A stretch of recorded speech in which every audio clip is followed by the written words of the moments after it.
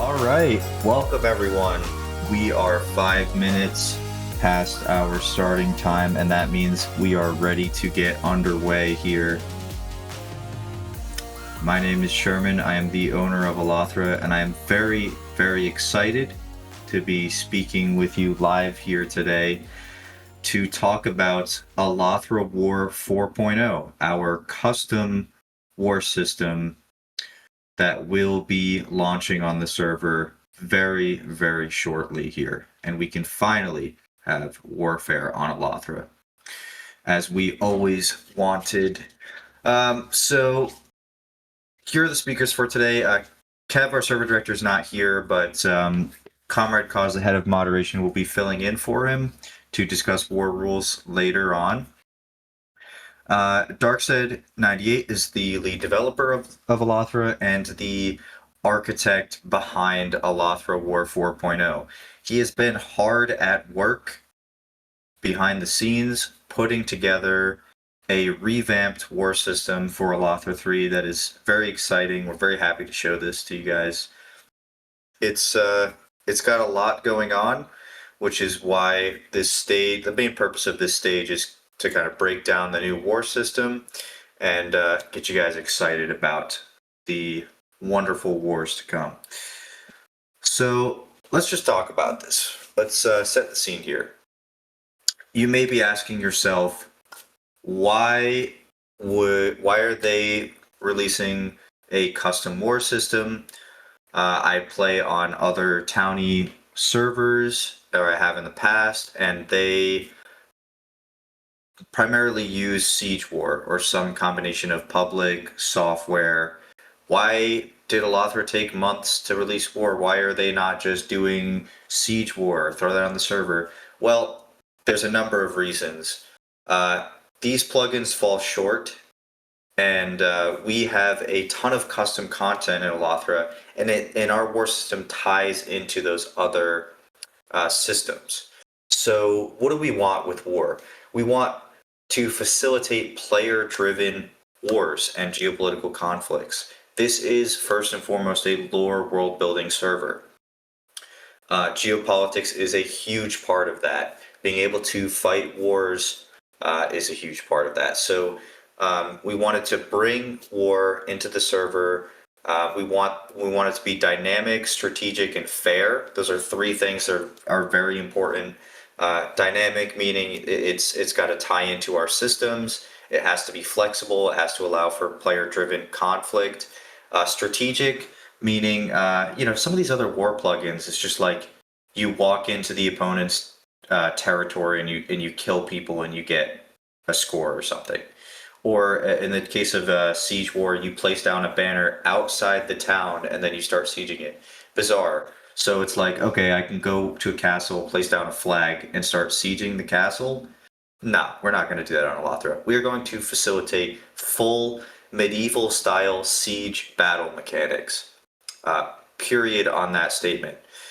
And another reason why we have a custom war system is to reduce toxicity and remove death warring. I'm going to define that term for you guys. And many of you may have played on other servers that are kind of the townie geopolitical war servers. Many of you have played on Rock Function, so I'm going to pick on them as an example. They have what is known as death warring, which is when two nations that are fighting each other essentially pool all of their resources together and they fight a war to the death, where they are like going to force their opponents off the server and take all their land and resources and builds and what have you. That's not what we do on Alathra. That is not what warfare is about. Warfare on Alathra is an extension of lore world building.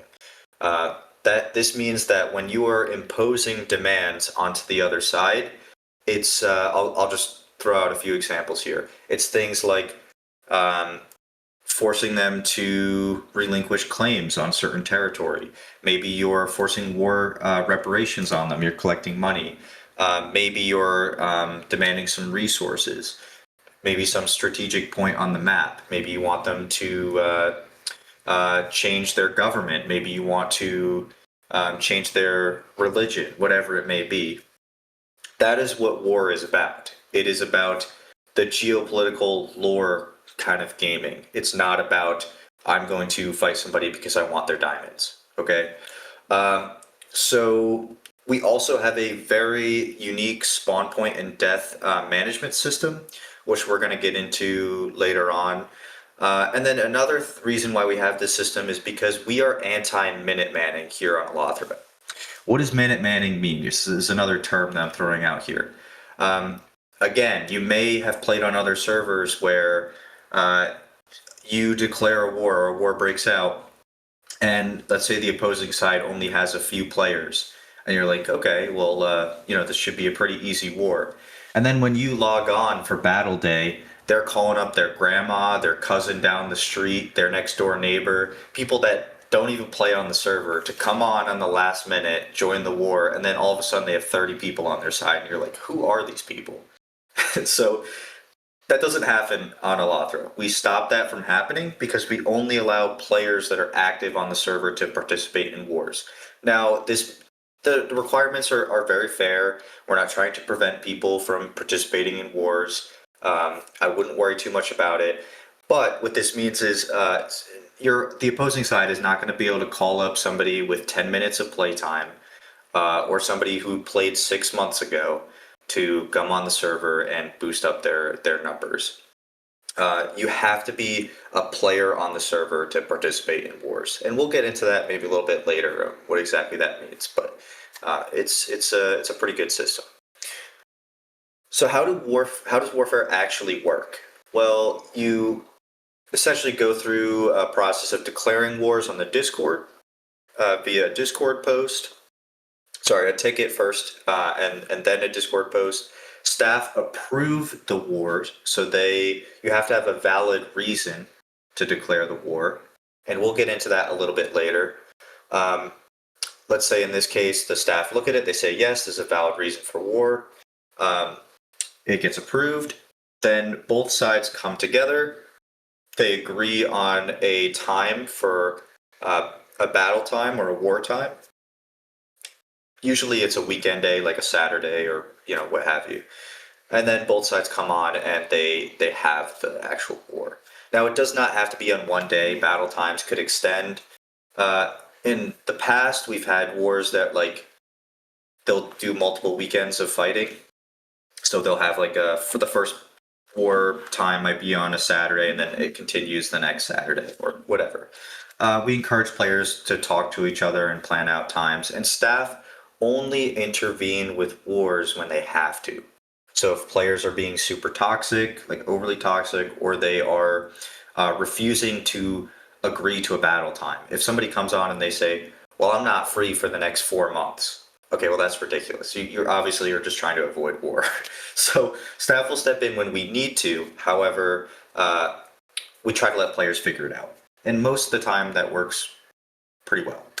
And what actually is AlathraWar? Well, it's a custom Java plugin developed in-house by our development team, mainly Darkseid98, and it's a really special kind of product. It does a lot of things.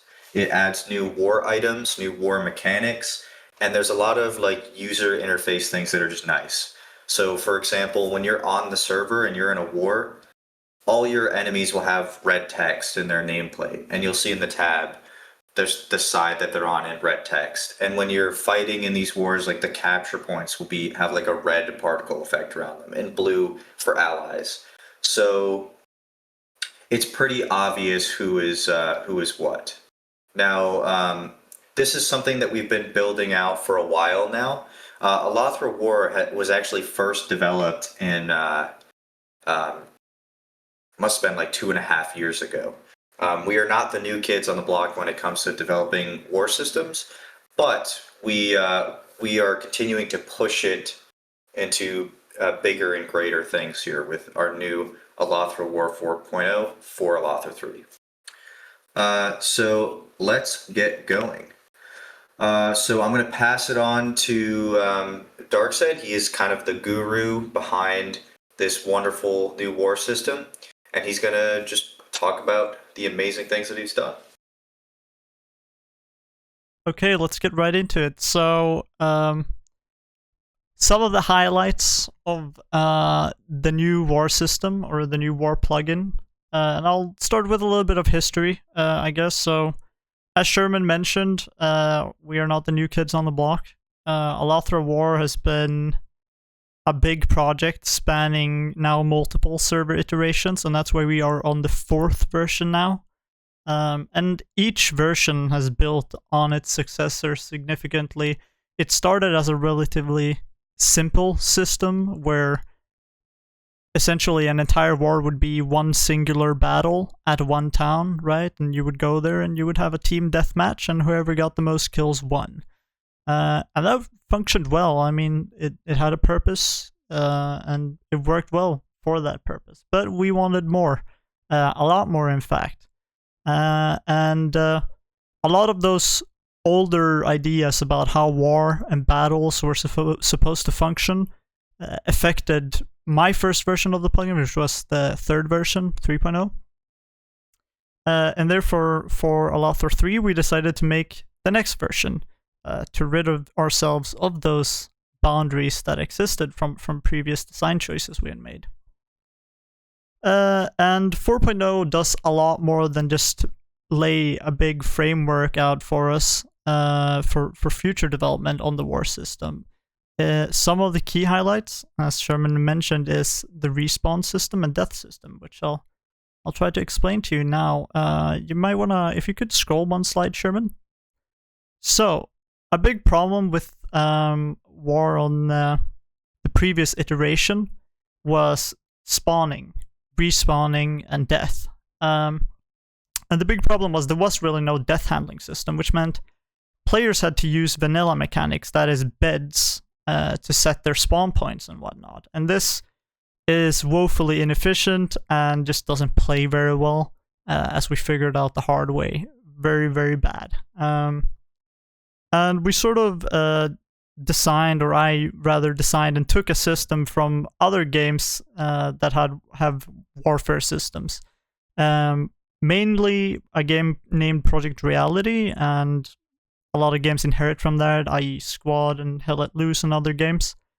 And they have a system where you can place down spawn points for your team to use. And this is something I wanted to adapt so that we can have more coherent warfare, more strategic warfare, and not have the flimsy bed system. Because the problem with beds, of course, is if someone destroyed your bed, well, you go back to spawn and you have to walk all over the world again, and it just doesn't play very nice.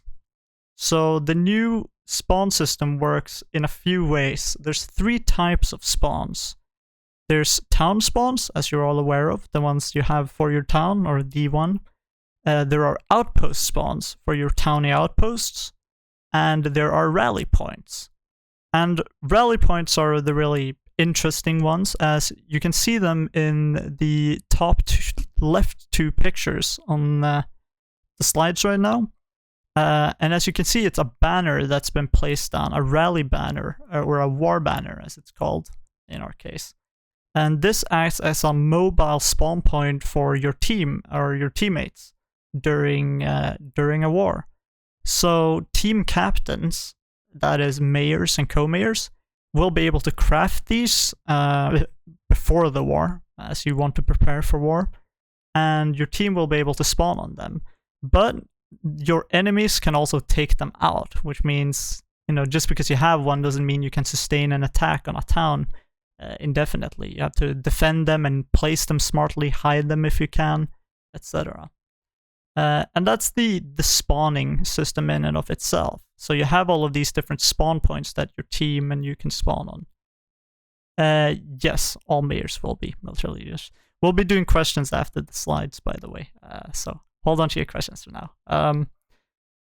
And another part of the death system is, of course, that there's respawn cooldown. As you can see in the bottom left screen, you'll see a cooldown ticking down when you die. So when you die, you don't instantly respawn at the nearest spawn point or whatnot. you die for a certain amount of time. For now, that's going to be a very simplistic cooldown in X amount of seconds. I'm not entirely sure what we'll choose for that time, but it's not going to be super long, but there's just going to be a respawn cooldown. That means if you're defending a town and you die, you can't instantly run back into and defend the town. You'll have to wait a certain amount of seconds. And then on the bottom right, you'll see that we have a menu, a GUI menu, and in this case, I'm not sure if you can tell on the screen share, but this is the respawn menu that pops up after the cooldown. So it pops up and you can select which spawn you want to go to. Now there's some more complexities regarding the spawn system. In fact, it gets quite complex as you add on more and more and more features to it, and there are quite a bunch of features and stuff to keep in mind. There's proxying, so you can, if you're contesting, as you can see the radius around the rally points here, if you contest that, your enemies contest that, you can no longer use it during the time it's contested, so it's very difficult, or rather, you have to be very careful about your placement of these, as you need to protect them so they don't get proxied. But town spawns and other spawns can also be proxied, so, an attacker gets into your town spawn during your siege, well, you're just out of luck, people. You're not going to have anywhere to spawn unless you have outposts nearby. So that's the spawning and death system, which will do quite a lot for the flow of battles in general during war. Could you go back one slide, please? Thank you. So the improved visuals is one that is in reference to how 3.0 war was. And there was a lot of lacking UX features, so that's features that are like helpful text and whatnot that's helpful for players. There's a lot of silly commands you had to use. You couldn't see the capture points, capture radius around it and whatnot. As Sherman mentioned earlier, this has all been reworked and improved and fixed. So now, for example, on everything that has a sort of capture point or radius or whatnot, you can see the radius around it. You can see on colors of stuff whether it is belonging to an enemy or you. So enemies are always red, blue is always friendlies or allies. So there's a lot of visual improvements, but also other visual improvements, like if you do /T on a town and check a town, you can see its war cooldowns and other stuff that's important for war. So there's a lot of general improvements to how information is conveyed to the players, so that you can interact with the war system in a more meaningful way and not do guesswork or a bunch of different commands. Next up is the enlistment system. Now this is the quite a big system as well. So of course on Alathra 3 we have the stewards, as you all know. Now the stewards, the town architect specifically, when a town enters a war, when your town enters a war, you are not automatically eligible to fight. Because as Sherman mentioned earlier, there's something called minute manning, which is when you don't have, enough playtime to actually participate in a war. And there are other criteria as well, or rather there has been other criteria, but I believe it is all now removed. In the future, to enlist in fighting, you will go to your town architect and you will talk to them and you will be able to enlist in a war. Now the reason all your players will need to enlist in an active war when there is one, is because that allows us to tell each player individually that, hey, you don't have enough playtime or whatnot to actually fight in this war. So this means every individual that wants to fight in the war needs to go sign up, essentially. Capture points have been improved since 3.0 as well. They are no longer in 3.0. They were the town spawn point, but since the town spawn point or town spawn now actually has a function and a purpose, they have been separated. So each town mayor now needs to set their capture point location, and during war at all, you'll see this point pop up in front of you, so you'll see where it's located, so that you have time before wartime or battle time kicks off. You'll have time to move it to a reasonable location within the rule status. There are quite a few rules regarding where you can place the capture point and whatnot. And then in war items, we are adding a couple war items. We may do more stuff in the future and whatnot. Sherman has a lot of war-related items, actually, that some were present on Alathra too, but I hope you like them. Mainly, we'll have a war banner, which is the thing you will need to craft to place down rally points to spawn on for your team, and the war horn, which is the new way of actually triggering siege battles. So instead of running a stupid little silly command like people had to do previously in the previous iteration, you now have to craft a war banner, and then you blow this war banner to actually trigger a siege at the nearest enemy town. So you said blow a war banner. I think you mean blow war horn. Oh, blow a war horn. Sorry, blow a war horn. So yeah, you'll have to blow a war horn to actually trigger a siege battle. Yeah, I think that's a pretty rough outline of some of the changes in the new war system.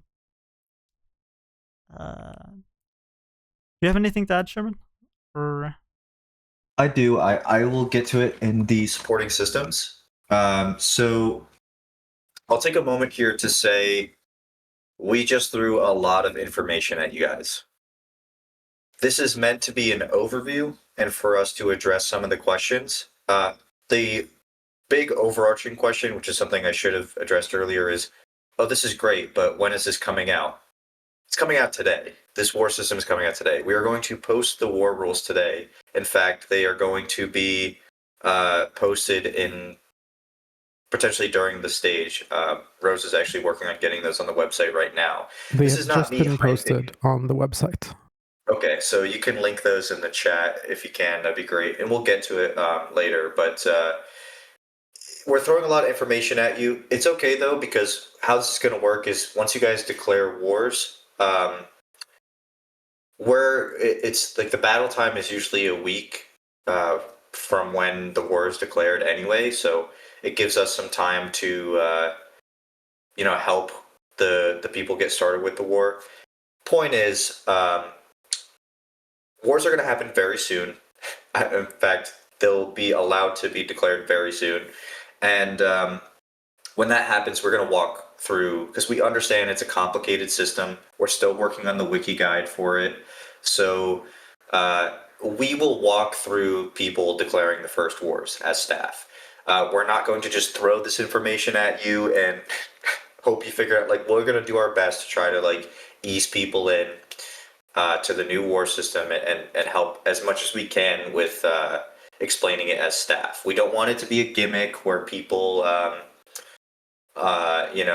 people that with more knowledge are going to have an advantage. We're going to do our best to explain this to you and also support the first couple wars directly as staff.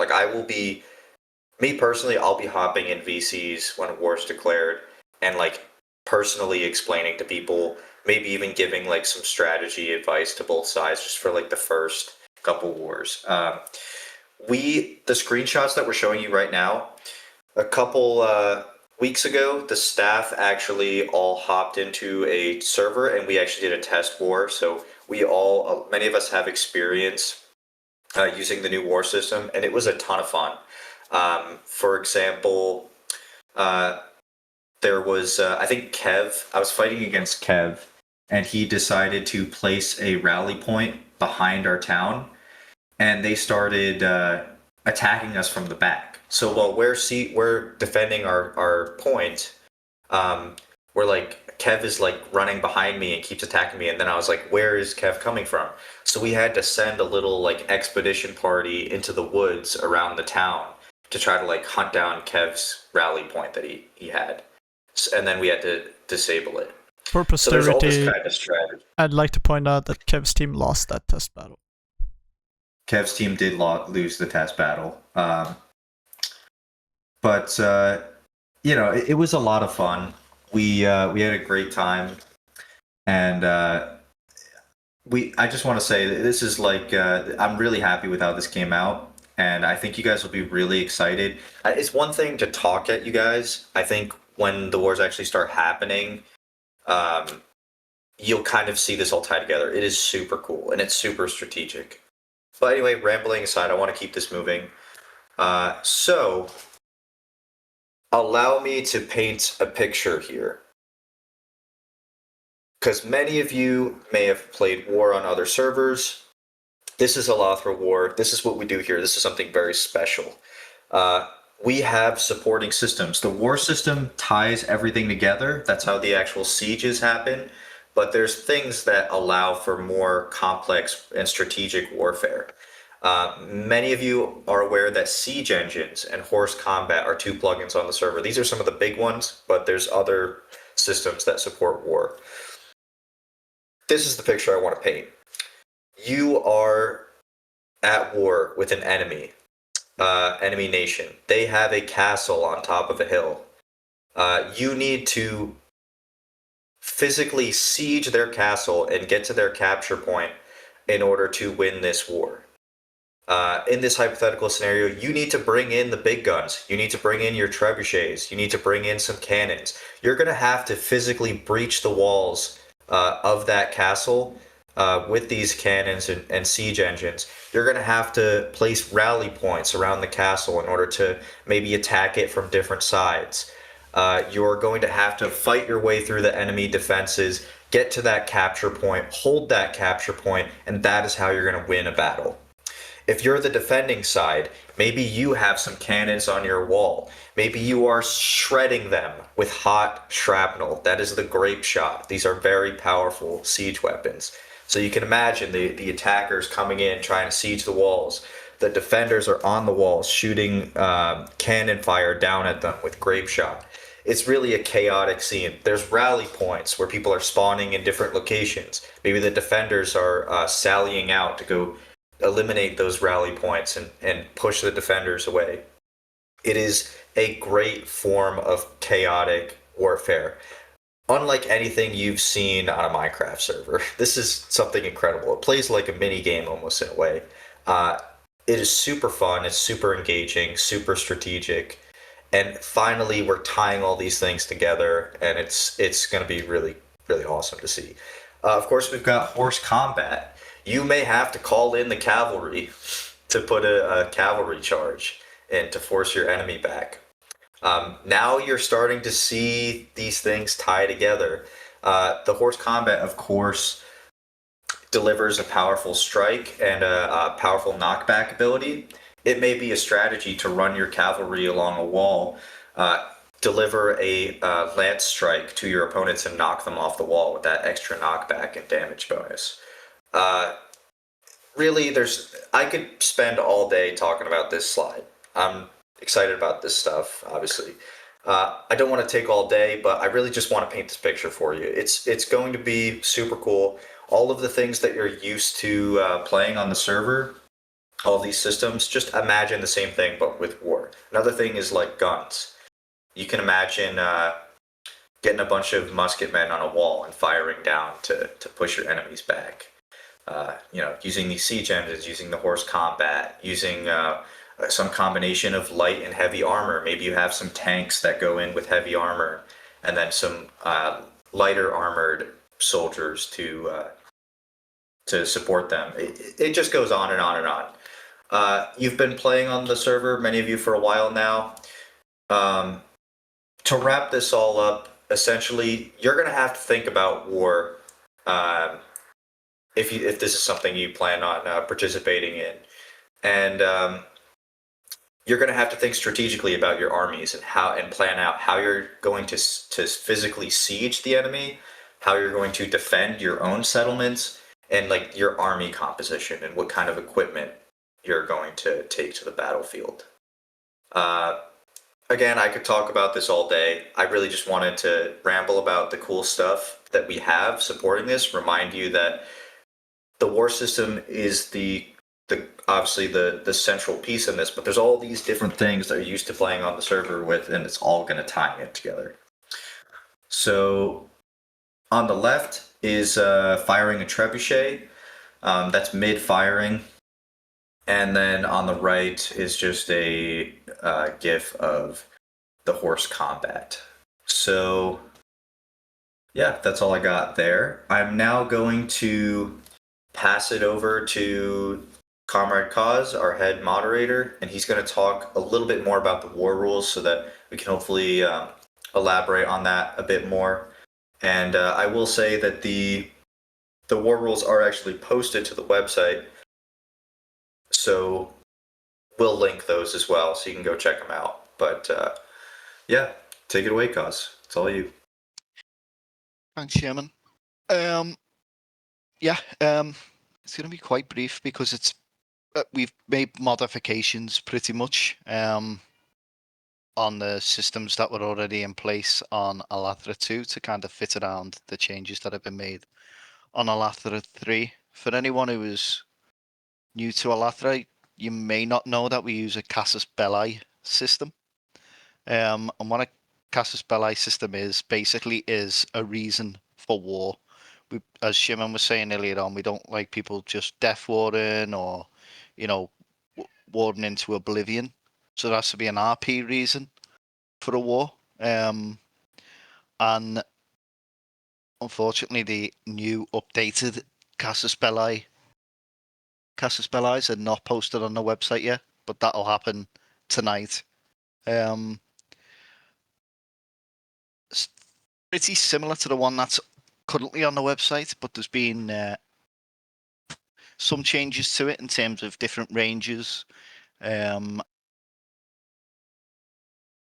some additions and removals to the casus belli system. We're always open for suggestions as well on ways that we can improve the casus belli system.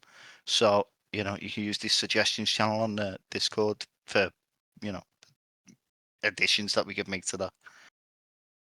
You'll see underneath the casus belli system there, we've got mercenary towns. So to become a mercenary town, I believe this is right, Dark, you'll have to go to your architect in your town and basically toggle the option on to become a mercenary town. So you'll have to, in order to be hired to be a mercenary, you'll have to toggle it on via your steward, via your architect. There's no cost to toggle that on, but the cost to hire a town to make for you, it will be 10,000 coins. Underneath that, we'll see there's restrictions on the number of allies and makes on each side of a war. That's changed. It changed a lot at different times during Alathra 2. As of when war launches, it'll be any side on the war can have 2 allies and 1 mercenary join them in the war. In order to be considered an ally, there's got to be some proof in law, in RP, either from a character post or a town nation post, or some tangible evidence we can see in game.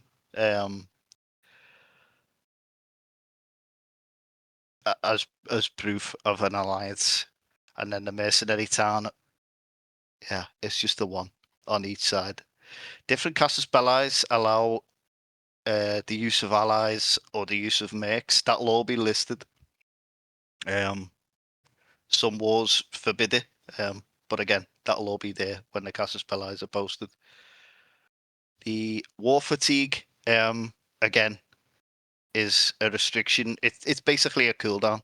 We don't want towns or nations just hopping around the map and endlessly warring different towns and nations, or towns and nations continually just warring each other week after week after week. This was in place on Alathra 2. It'll be in place again on Alathra 3. Different casus belli have different levels of war fatigue and different roles in the war as well. So if you're a town if you're the town that declared, if you're a defender, an ally, or a mercenary, there'll be different levels of war fatigue. And when a war is launched, a war ticket's opened, and everyone will be informed how long that fatigue will last once the war concludes. The town defense rules are largely very similar to what we had on Alathra 2. As Dark was saying, we've got the rally points now. So there's no need for the rule regarding beds, which I think everyone is like, I know personally, I'm so glad about going into different towns and having to inspect to see where every single bed in that town was and make sure none were too close to the home block. So a lot more simplified, but largely the same as Alathra 2. War score, we're gonna skip over that for now, Sherman, because there needs to be a little bit of a conflab before we come back to war score. I did remove it Yes, from the slide, but I think it's made its way it's all into the good. slide that I you've got. I just But want yeah, to add. So the way you win wars is we're trying to make it more dynamic. We will be adding to this as time goes on. But the way you win wars is you siege your enemy towns and you capture your enemy towns. You occupy them by winning a siege battle. That is how you win a war. You siege your enemy until you siege all of their towns or until they sue for peace. That is how wars work. We're trying to make it a little bit more dynamic than that in the future, and we will, but that is how you win a war. So, Cause, I want to have a clarifying question for the audience here. You talked about casus bellis, which are reasons for war. Can you give a couple examples of valid reasons for war? yeah, valid reason for war would be if one of your town members has been killed in RP, a legitimate kill, not an RDM. An RDM wouldn't be classed as a reason for a casus belli, but in RP, if there's a dispute, let's say over a trade deal, if there's a dispute in terms of an ideology or a religion, perhaps, or a town that is set up, it's a new town that is just rocked up and set up within your town or nation's claims, they would be like, yeah, some examples of different reasons. And of course, a claims dispute would be one as well, right? Yeah, If you claims both dispute, claim the yeah. same territory. Yep. Yeah, so hopefully that clears it up for you guys. We're not trying to lock war behind a super convoluted uh, reasons for war system. They exist for fairness, but a lot of it is common sense. If it there's a lot of they're going to be posted on the website very soon, but yeah, that would be an example. Most wars break out because of either ideology or existing conflict. That's been the as far as I know, the history of the server. Typically, some kind of skirmish breaks out where somebody kills another player from another nation and they seek retribution through war. Or there's some kind of, role play conflict in general. Yeah, Poppet makes a good point there as well. A lot of the wars we saw on Alathra 2 were rebellions. So you could be a town that wants to rebel against your the leadership of your town or your nation. So yeah, that's another good example. Yeah. So thanks, Cos. That was a great overview. For the audience, I know there's a lot of you maybe think to yourself, maybe scratching your head on the mountain of information that we have just dumped on you all. I promise you that we're going to do our best to make this as simple as possible, and we're going to be very involved with walking through warfare for particularly the first couple wars that break out as staff. So we're going to do our best to make sure this goes as smoothly as possible, and we are working, on getting guides and such to make it easier for players to understand. But just because we're tying up our loose ends on staff does not mean you, the players, are going to have to wait for war. War is coming. War is going to be released today. We are working behind the scenes to tie up enough loose ends to allow it, but I can promise you that today, October 5th, is the day that AlathraWar will be released and that we will be allowing war declarations. So keep your eyes peeled for announcements on when I will open that up, but at some point today, we will allow war declarations. All right, so I think that is all. We have thrown, again, a mountain of information at you guys. So at this point in time, we are going to allow for questions. So the way you post a question is you put the question mark emoji in front of your question and then ask it in the chat, and we will go through those questions and answer as many of them as we can.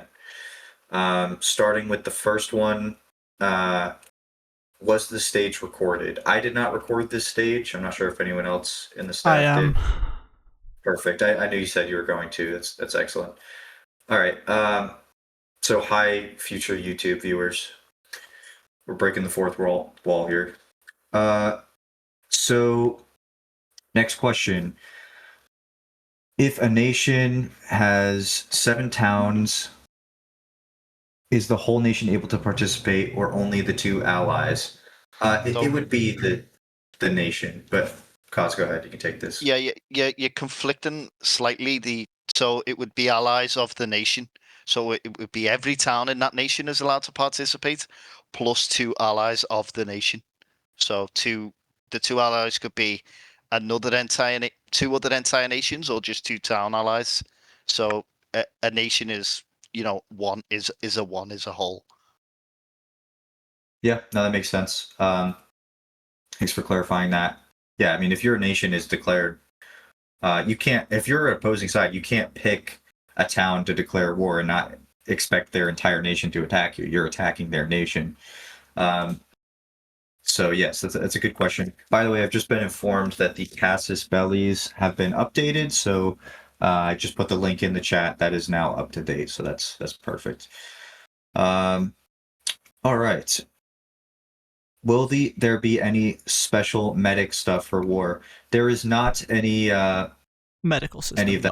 no. No. There's you're gonna have to bring your own gear. So a good thing is you have to bring health potions. You got to bring golden apples. I mean, this is a good question because it comes to army comp, right? This is more of a strategy question. You probably want to bring some people in your army that are carrying supplies. And then maybe you have some like tanks that are just fully geared up with war equipment. And then, supporting people. This is all going to be strategy that you guys are going to have to figure out. I'll say this while I have this question, and this may tie into other questions as well. War is about strategy more than anything else now. It always has been, but it's even more so now with this new system. The side that strategizes the best and is best prepared for war will win 9 out of 10 times. Hands down. That's been the history of Alathra for as far as I know, and that will continue to be the case. So it is important if you're a player to prepare for war and think about how you want to have a standing army and how you want to organize your forces within those armies. And you should scout your opponent before a battle. This is rambling, but I see this all the time with previous wars where people just roll up to the enemy last minute and then try to figure it out on the fly. I don't know why people do that. My free advice for today would be go over to your opponent's defenses prior to the battle and look for weak points in your opponent's defenses so that when you roll up on battle day, you'll know where to aim your cannons and you'll know how to, and you'll have a bit of a strategy beforehand. Got a little sidetracked on that, but that's something I wanted to get out there. Next question. Can I, as a town leader, declare war on another town if I disagree with their ideology and want to pillage them without dragging my whole nation into war? Well, pillaging could mean a lot of things. There is a casus belli for ideology/religion. It's posted in the casus belli's link. But Coz, if you want to take this. No, yeah. It's posted that. in the casus belli. Yeah, I'm just checking it now to make sure it is definitely there. But it is definitely there. There is one that I don't know if I used the right words, but there is definitely one. That's the individual town. Looking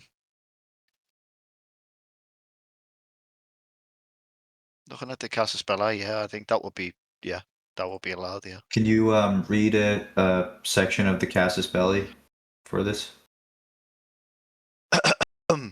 The attacking town nation must have a conflicting ideology with the defending town or nation. And then line 2 reads, the attacking town nation's ideology must have existed and been documented in game for at least 1 month. Evidence of this can come from town or nation character posts or in-game evidence. Or wiki stuff. And then there is a restriction in terms of distance, because obviously if we want to try and think of this as how it would reflect in real life, an ideology hundreds and hundreds of miles away from you is going to have probably little effect on your town or nation. So there is a 1,000 block distance where you've got to be the opposing town or nation's ideology has got to be have been adopted within that distance, if that makes sense.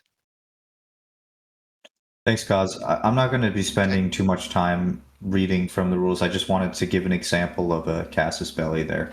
So thanks for that. Next question. You said we would have to use siege engines to destroy walls, for example. Will we not be able to use tools?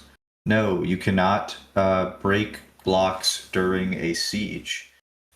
These are opposing towns. You are going to have to... there's no building during sieges, else people would cheese it, right? They would just block over doors or whatever. Even if it is against the rules, people do it anyway. So there's actually no building during sieges. During the siege battle, you are essentially locked in to the current builds in the battlefield, with the exception of you place down the war banners for your rally points, and also you can place siege engines, right? So you can throw down a trebuchet or whatever, or cannon. Same thing for defenders. So hopefully that answers the question. But yes, absolutely. Unless a town has no walls, how else are you going to get in? You're going to have to use the siege engines to blow a hole through the wall. Now, this is something I should have said earlier. The way the explosions work is the blocks are blown up by the siege engines. And then after, I believe it's 20 minutes, but I'll check on that, the blocks will regenerate. So you're not actually griefing the map by using the siege engines. What you're doing is you're creating a temporary hole in the defenses, which you then go in and use to siege. So hopefully that makes sense. What is the required time for a player to join a siege? This is agreed upon by the players when the war is declared. So both sides will come together, they'll talk and plan a battle/wartime where sieges are allowed to be declared. And I think you misread that. It's how much playtime does somebody... So that is still... unless Coz knows the answer, that is still to be determined. But it's not something like egregious. You need to be an active player according to the active upkeep plugin as of right now. Thank you for that. I will get more information on that when we post guides. I completely misread that question, so thanks for stopping me there. Okay, next question. I am reading combat rules on the wiki, and it says outside of war. This is a little unclear. What restrictions are there during combat inside war? For example, lava buckets, force combat. So it's kind of two questions here, right? During war, so when a war has been declared, you're not allowed to go and kill each other. Correct me if I'm wrong here, Cos. Like, just because a war is declared. But during wartime, so that's the wartime itself, when the wartime starts, you are allowed to kill each other. So you can smack people about as much as you want during that time. Lava buckets, technically you could use them, but you can't. Actually, I think Sherman has a patch against lava buckets. But Yep. you can't build in like a battle area, so you can't place water buckets, lava buckets, cobweb, TNT in somebody's face. You can't place that in somebody's face during a battle time itself. Yep. Docs, I'll just want to say, because there are a lot of new people on the server, when a war is declared and it's the preparation time's ongoing, you can't just head over to on a month. If the siege day is on a Saturday, you can't head over there Monday, Tuesday, Wednesday and start killing people. That'll be classed as RDM. The PvP aspect has got to take place on the agreed siege day and at the agreed siege time.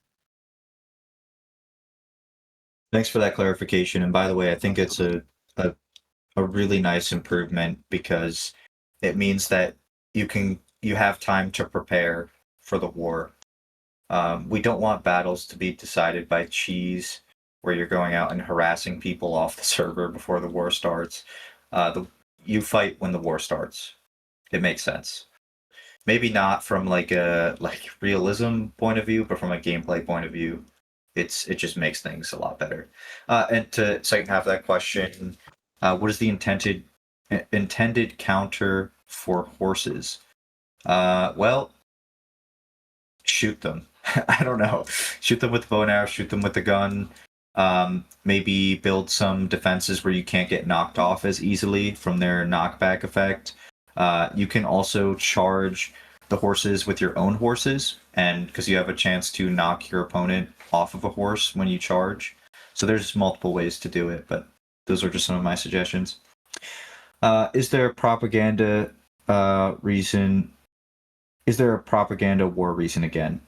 Coz, can you answer this? I'm not. It is, yeah. I think sure. it's on the national security, I think. But there is, yeah. That I is was not already one of the answered. ones that has been taken out. Great. Yeah. Next question. Can I, as a town leader, or can I, as a town, declare, make a war demand, and if necessarily war against a town for the demand of moving their borders so that I can expand my own town?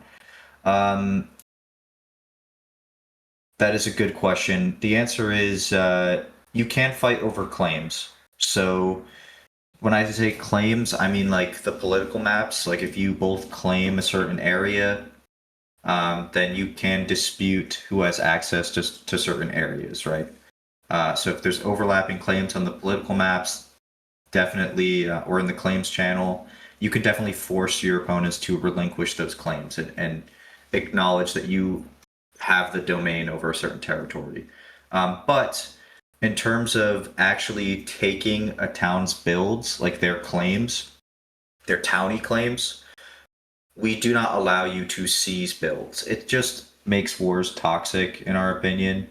So that's why we do it that way. There is an exception, though.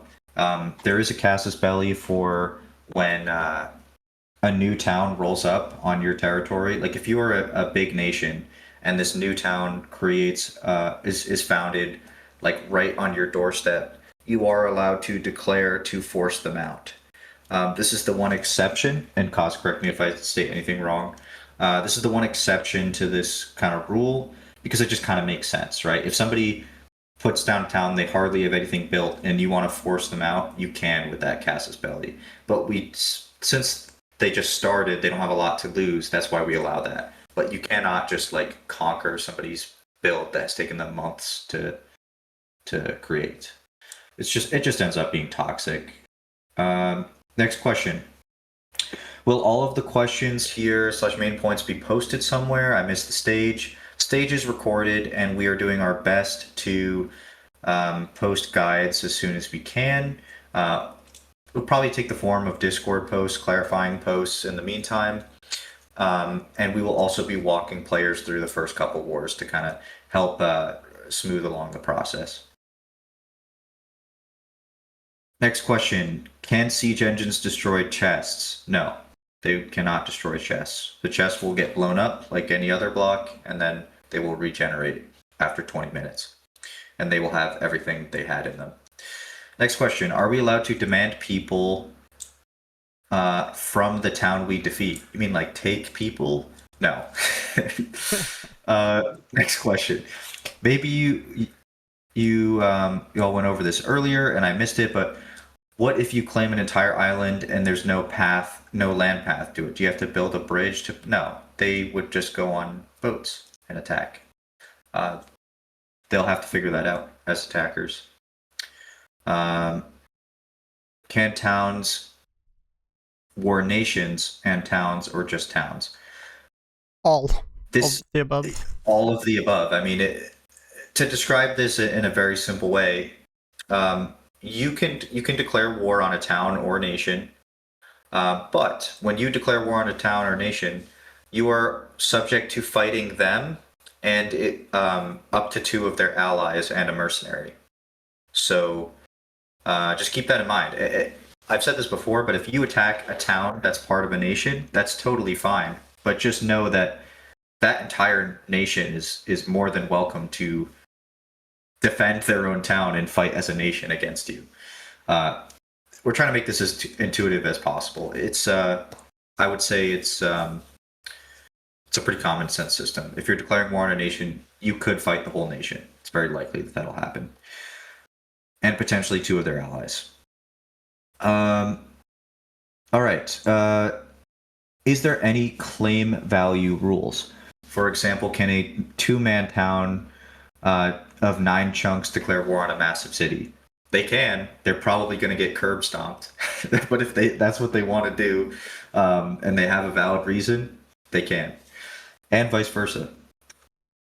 Speaking of killing before siege times, what happened to the skirmish system, and will y'all be adding it in the future? I can comment on that. So the skirmish / raiding system is not in 4.01 release, but it is still 100% game designed and in the pipeline. So it's coming. It's coming. We're just getting war out the door first with all of the reworked features and whatnot first. Thanks for that. Next question. If you catch someone scouting your town out, would you be allowed to kill them, or normal warning to leave? This is a good question. Coz, do you want to answer this? Yeah, pretty much what they say there in the last part of what the question that they've asked. So long as you issue that like regular warning to leave in chat, it's got to be a chat message, or if they're already outlawed, you can go ahead and outlaw the opposition side in a war, and then that way when they enter your town's claims, they are seeing that outlaw message.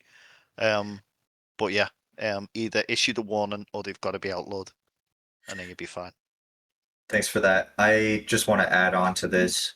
We just talked about how you're not allowed to fight your opponent before the siege time, but there's also common sense here. Like if my enemies are sneaking around my town center and I catch them scouting my defenses, that is definitely a valid reason to attack them and force them out of your town. As it would be outside of war as well. If you are outside of war and you see someone sneaking around your defenses, you are more than you have the right to warn them to leave, and if they don't leave, you can attack them. That is a valid reason for conflict, definitely. Can one declare colonial wars for faraway towns? Short answer is no. Do you want to add to that, Coz? Where's this, sorry? Colonial wars, can you do them? Wars? Declare war on someone thousands of blocks away. No. Yeah, the different Casus Belli show the different ranges. Should have the different ranges listed, and thousands of blocks away is not something that's possible.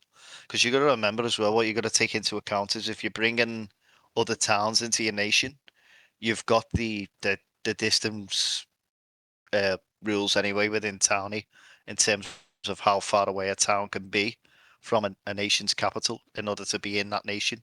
So it's all within those parameters pretty much. So if the tiny plugin will allow it, then it's fine. But if it's too far away, it's too far away. So we've listed all the distances in the different rules. Thanks for that, Cause. I think that the map is not that big. I think you guys will not have too much issue finding reasonable wars. Yeah, that's all I'll say on that. Next question. Wait, can you war for map claims now? I think that was always the case. If you have competing claims, correct me if I'm wrong, Cause. If you have competing claims, that is a reason for war. It is, yeah. Uh, are there going to be war graces, like an item that can give protection from war? I can answer that. So, war graces in the terms of there will be war cooldowns and grace time to prevent chain warring towns. So that means you can't have 5 times like bully one town by declaring war 5 after each other in a row with no cooldowns in between. There's protections for towns against chain warring, but there will not be any sort of Clash of Clans style item that will give you like a grace time so you can go on like a holiday and stuff. That won't exist. Sorry. We are going to be as fair and as reasonable as possible with this war system. Wars are supposed to be a for fun thing and a part of the roleplay and geopolitics. They're not supposed to be forcing people off the server or seizing people's builds, as we've said before. Other servers work like that. We don't. We are a lore server, a lore world building server. We are not a war server. But we're having this really interesting war system, which is an extension of lore, not a replacement to it. Next question. By mercenary, do you mean a single mercenary or a mercenary group? It's a mercenary group. So if your town toggles that option in the steward to become a mercenary town, I believe that means that everybody in that town who meets the requirements to join a war would be able to join as a mercenary. That's right, yeah. All right, and next question. Is this war plugin all based off in-game systems like towns have to be in the nation to be considered in that nation? Yes. This ties into Townie very much so. What are the rules for mercenaries? I think they are posted on the war rules, which have been posted. They are on our website, alathra.com. The main two, Sherman, would be that you've got to be a mercenary town. That's got to be toggled on, and then you've got to provide proof that you were paid a mercenary fee as well. And so another change is also mercenaries or mercenary towns rather have slightly different cooldowns. To be determined how long these cooldowns will be for everything, but they will have slightly different graces and cooldowns compared to normal towns. So mercenaries might have a longer cooldown before they can participate in war compared to a normal town. Thanks for that summary, guys. But yeah, the rules can be viewed in their full extent on the website, so highly recommend everybody read through that. Because there may be some things that we miss here in the stage. We're trying to give an overview, of course. Next question. We found out we can put a cannon on our heads. Can we use that as an advantage and have mobile cannons? No.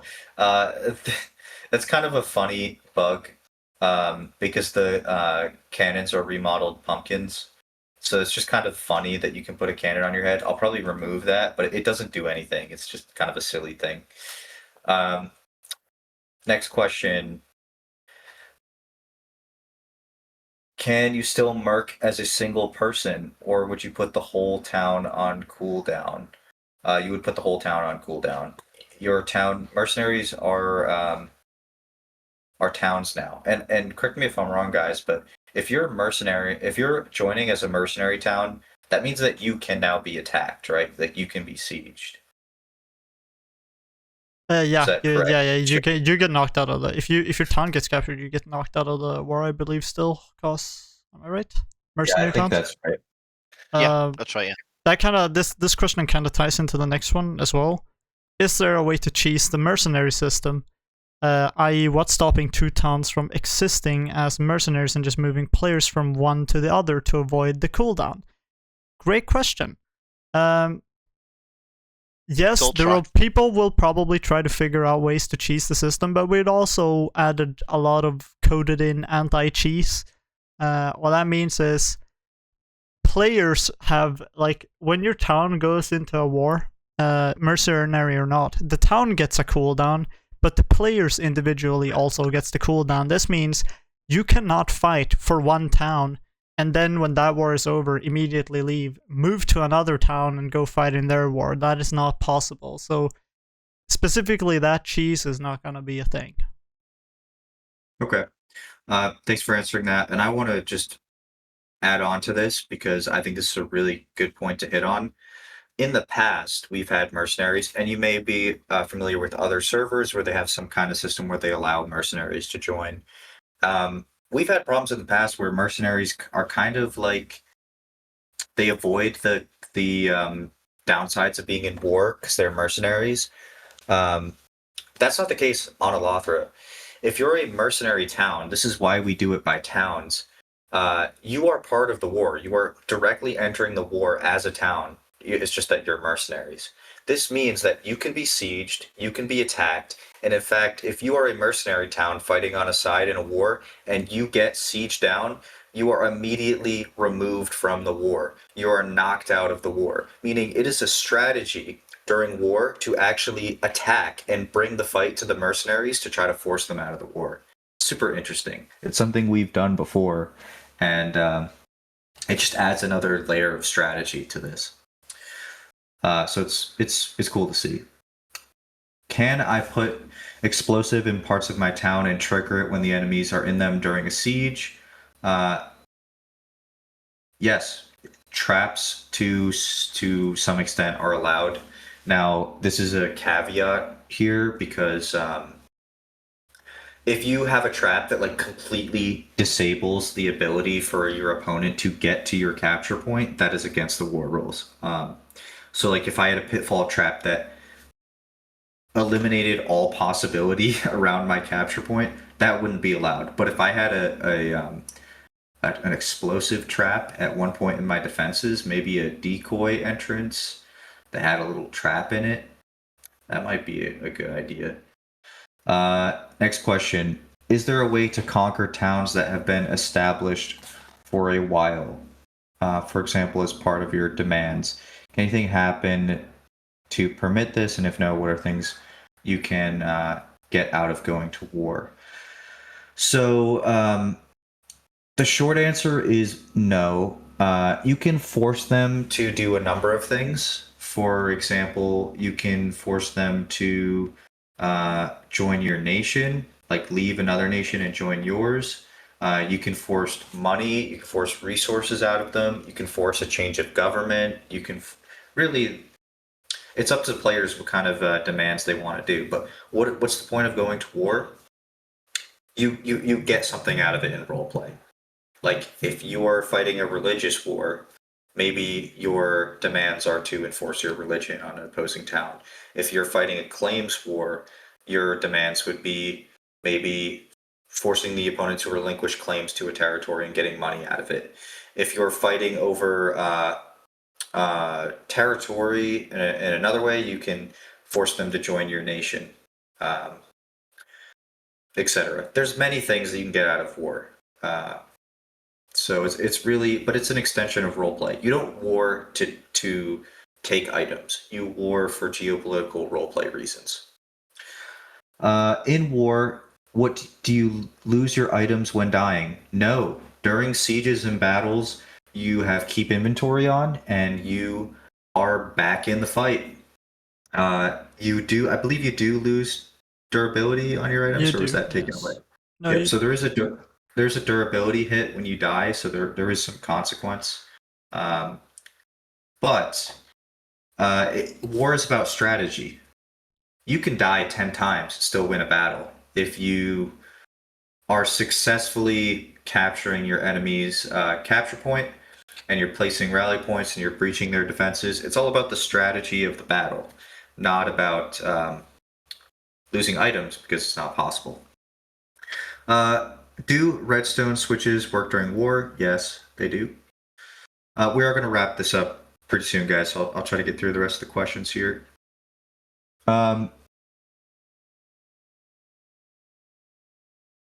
This next question I'm a little confused at. By sets of doors on this, do you mean a double door, multiple doors in a set? Answer that if you want.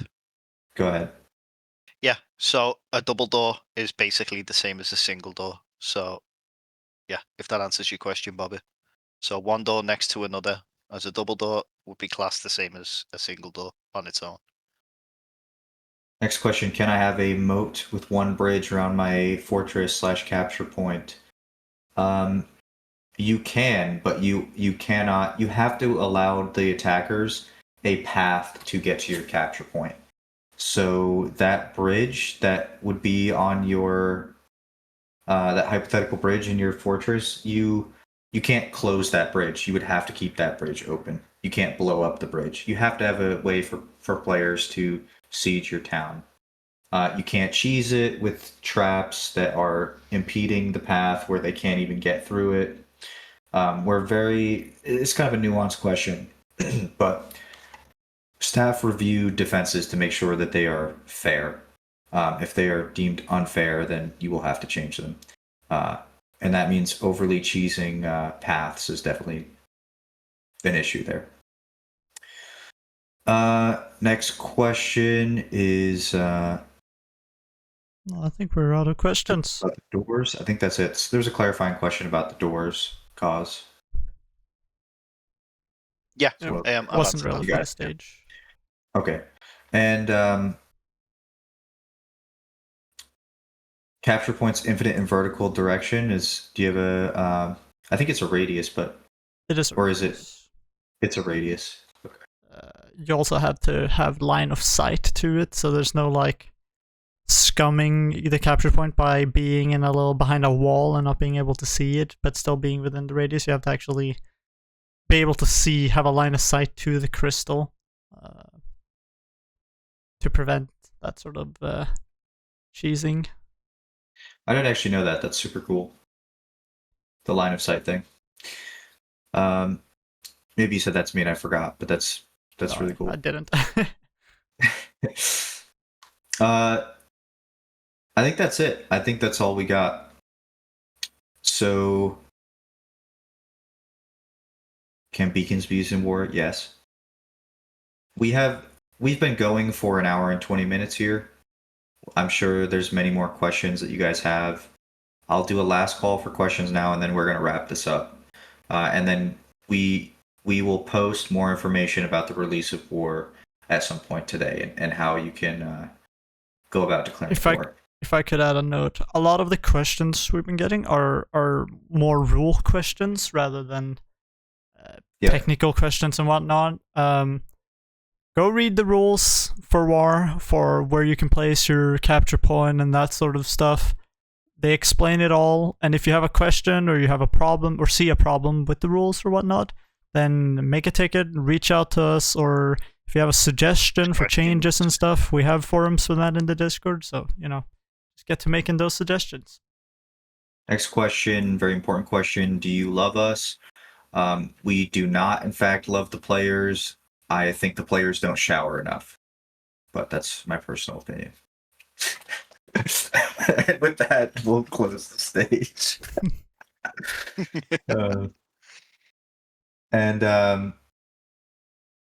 I think that's all I had. So stay tuned for more war updates. We will get out some more information today on how you can start declaring war, and happy sieging in the near future. Think about your strategy, fellas. War is right around the corner. You may find yourself in a war very soon here. You might not even, maybe you're planning to declare war right now. Maybe you're plotting in your seat. Or maybe you have, maybe you are about to get surprised with a war. So regardless of whether you're actually planning to fight or not, everybody in this stage right now should be thinking in the back of their mind how they can prepare for war and how they can talk to their allies and town and nation members on how to prepare. So good luck, Godspeed, and stay tuned for future updates. That is all. See ya. All right, bye. Have a great weekend.